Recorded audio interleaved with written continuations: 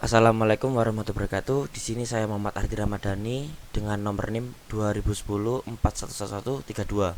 Di sini saya akan menjelaskan tentang tugas dari materi 1 dan 2. Yang pertama adalah materi 1, yaitu tentang pengertian bisnis. Menurut pendapat ahli, bisnis adalah suatu lembaga yang menghasilkan barang dan jasa yang diminta oleh masyarakat. Pendapat ini dikemukakan oleh Brown dan Peterlo pada tahun 1976. Menurut saya, bisnis adalah usaha manusia untuk melangsungkan kehidupan melalui perekonomian. Yang selanjutnya, contoh bisnis di sekitar rumah. Di sini saya mengambil bisnis usaha telur asin. Menurut saya, bisnis telur asin merupakan profit oriented atau non profit oriented. Menurut saya pribadi, setelah saya melakukan data riset, bisnis telur asin merupakan profit oriented, di mana pembuka bisnis bertujuan untuk mencari laba atau keuntungan yang besar. Secara perkembangan bisnis menurut Alma, yang pertama usaha pertanian peternakan, produksi bahan mentah, pabrik manufaktur, konstruksi, usaha perdagangan besar dan kecil, transportasi dan komunikasi, usaha finansial, asuransi, usaha jasa, usaha yang dilakukan pemerintah. Jenis dan tantangan bisnis bagi perusahaan telur asin. Yang pertama, jenis dari bisnis ini adalah termasuk dalam agraris. Tantangan bisnisnya adalah bisnis telur asin harus memperhatikan dari segi kualitas dan persaingan global pasar, karena itu menentukan sukses atau gagalnya dari bisnis tersebut.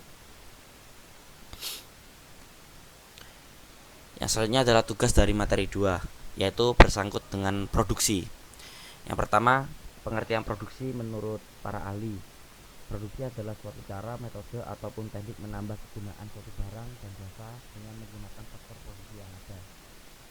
Itu ditemukan oleh Ahliari pada tahun 2002. Sedangkan menurut saya, produksi adalah sebuah proses menciptakan atau membesar nilai guna pada suatu barang.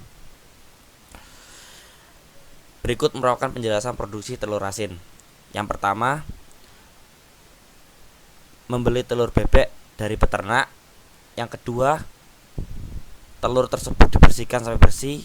Yang ketiga, telur setelah dibersihkan direndam dengan batu bata yang dihaluskan yang sudah bercampur air dan garam. Setelah itu telur didiamkan selama 1 minggu. Setelah 1 minggu, telur dibersihkan dan siap untuk diperjualbelikan. Di sini bisa dilihat telur asin tersebut dapat dijual secara mentah ataupun sudah matang, karena setiap mentah atau matang memiliki nilai harga jual yang berbeda. Maksudnya, produksi telur asin merupakan jenis produksi yang menciptakan nilai guna atau menambah nilai guna, dan berikan alasannya.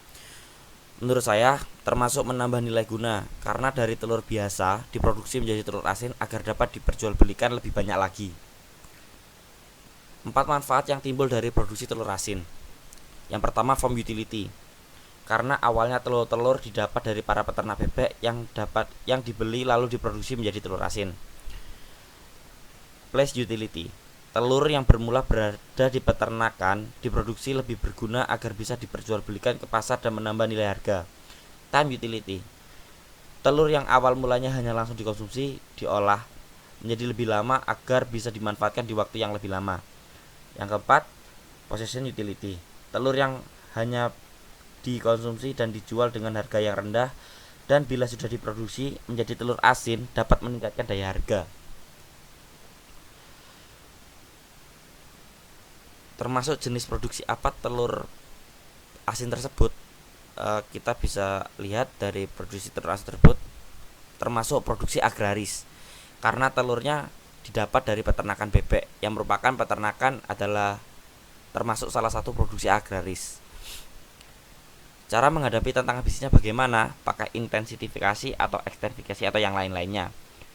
Kita dapat memakai cara rasionalisasi. Jadi penjualan telur asin ini dapat dipesan melalui sosmed agar cakupan penjualan meluas dan terkenal sampai luar kota.